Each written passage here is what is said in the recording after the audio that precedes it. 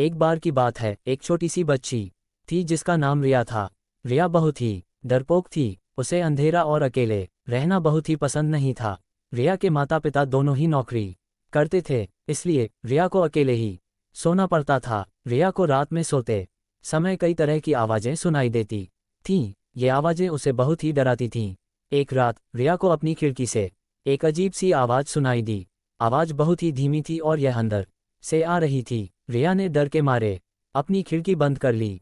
दूसरी रात रिया को फिर से वही आवाज़ सुनाई दी। इस बार रिया ने हिम्मत करके खिड़की खोली और बाहर देखा, लेकिन उसे कुछ भी दिखाई नहीं दिया। तीसरी रात रिया ने फिर से वही आवाज़ सुनी। इस बार रिया ने आवाज़ का पीछा करने का फैसला किया। रिया खिड़की से बाहर निकली और आवाज़ की दिशा में चलने लगी। रिया आवाज़ का पीछा करते करते एक अंधेरी कोठरी में पहुंच गई।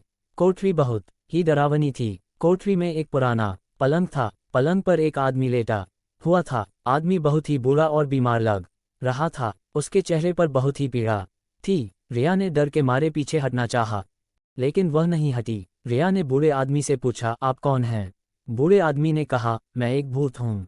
रिया और भी ज्यादा डर गई। उसने कहा, मुझे जाने दो। भूत ने कहा, मैं तुम्हें नहीं जाने दूंगा, मैं तुम्हारी मदद चाहता हूँ। रिया ने कहा, कैसे? भूत ने कहा, मैं मरने से पहले एक बात कहना चाहता हूँ, लेकिन मैं अकेले नहीं कह सकता, मुझे तुम्हारी मदद चाहिए। रिया ने कहा, मैं तुम्हारी मदद करूंगी। भूत ने कहा, मेरे पास एक कहानी है, तुम इसे सुनोगी? रिया ने कहा, हाँ मैं सुनूंगी। भूत ने अपनी कहानी सुनाई।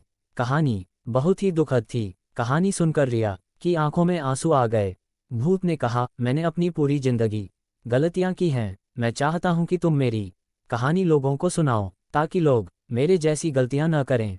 रिया ने कहा, मैं आपकी कहानी लोगों को सुनाऊंगी। भूत ने कहा, धन्यवाद, अब तुम जा सकती हो। रिया ने बूढ़े आदमी से कहा, अलविदा।